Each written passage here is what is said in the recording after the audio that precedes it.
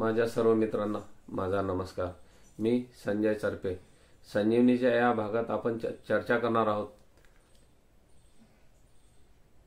आपल्या सभांना तुंबळ गर्दी खेचणारा नेता राज ठाकरे, परंतु मतांपासून मात्र वंचित।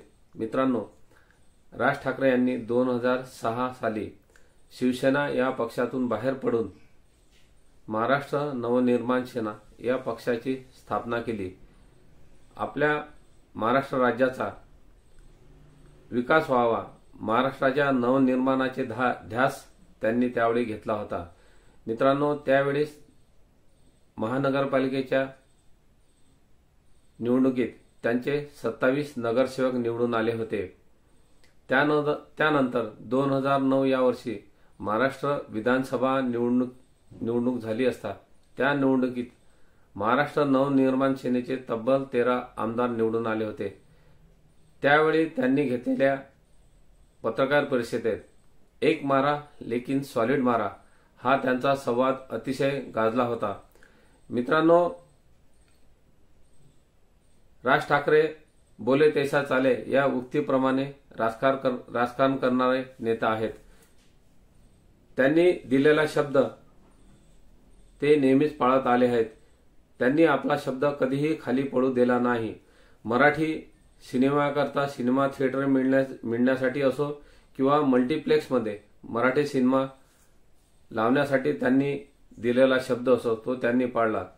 मित्रांनो, 11 ऑगस्ट 2012 या वर्षी रजा अकादमीने आझाद मैदानावर एक मोठा मोर्चा काढला होता।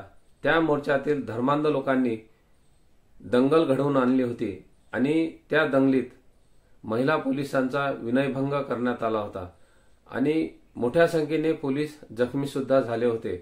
तसेच पोलिसांच्या 27 वाहनाची हानी केली होती व मीडियाच्या ओबी व्हॅनला सुद्धा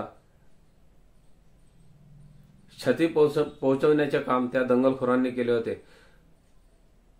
शासनाच्या मालमत्तेचे मोठ्या प्रमाणात नुकसान तर केलेच होते। खेदाची बाब अशी की अमर ज्योती जवान या मुंबईतील पुतळ्याला धर्मांधांनी लाथा मारू तोडले होते। मित्रांनो, या घटनेच्या विरोधात तत्कालीन एकही पक्ष आपल्या मुखातून एकही शब्द बाहेर काढू शकला नाही।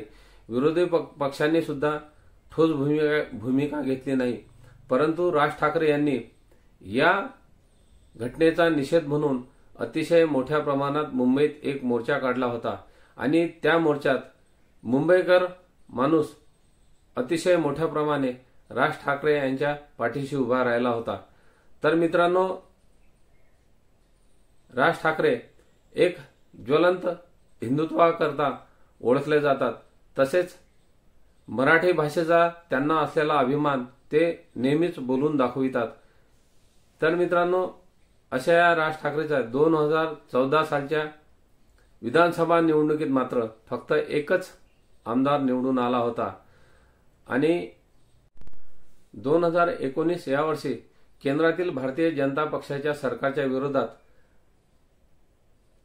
प्रचार करण्याचा निर्णय घेतला आणि त्यावेळेस त्यांनी काँग्रेस आणि राष्ट्रवादी काँग्रेस यांच्या प्रचाराकरता आपला पूर्ण वेळ दिला। त्यावेळेस त्यांचा लाव रे तो व्हिडिओ हा संवाद सुद्धा खूप मोठ्या प्रमाणात गाजला होता।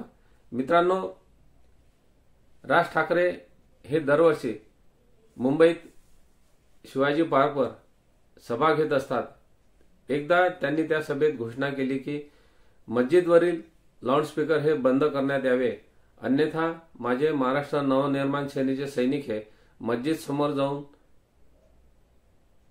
हनुमान चालीसा लावतील। त्यावेळेस जो काही गोंधळ उत्पन्न होईल त्याकरता सरकारच त्याला जबाबदार असेल। मित्रांनो, त्यांच्या या घोषणेचा परिणाम असा झाला की महाराष्ट्रातील बहुसंख्य मशिदीवरील भोंगे खाली काढण्यात आले, परंतु उत्तर प्रदेशातील योगी आदित्यनाथ यांनी मात्र उत्तर प्रदेशात अतिशय तंतोतंत पालन करून पूर्णपणे मशिदीवरील भोंगे खाली काढले। असे हे राज ठाकरे ज्यांच्या एका बोलण्यातून सरकार सुद्धा विचारात पडते। आणि त्यांनी घेतलेल्या निर्णयावर सरकारला सुद्धा विचार करावा लागतो। त्याच राज ठाकरेंना तुंबळ गर्दी खेचून सुद्धा त्या गर्दीचे रूपांतर मतपेटीत का होत नाही, हा खरोखर संशोधनाचा विषय आहे। तर अलीकडे 2024च्या लोकसभा निवडणुकीत मात्र राज ठाकरे यांनी भारतीय जनता पक्षाला आपला पाठिंबा दिला आणि त्यांच्या प्रचारार्थ काही सभा सुद्धा त्यांनी आयोजित केल्या होत्या। मित्रांनो, 2024च्या विधानसभा निवडणुकीत मात्र राज ठाकरे यांच्या संपूर्ण पक्षाची धुळधाण उडाली। त्यांच्या पक्षाचा एकही आमदार निवडून येऊ शकला नाही।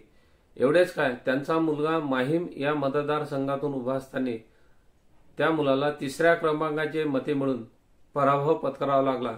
मित्रांनो, अशा या नेतृत्वाला महाराष्ट्रातील जनता मते का देत नाही, हा खरोखर पडलेला प्रश्न आहे।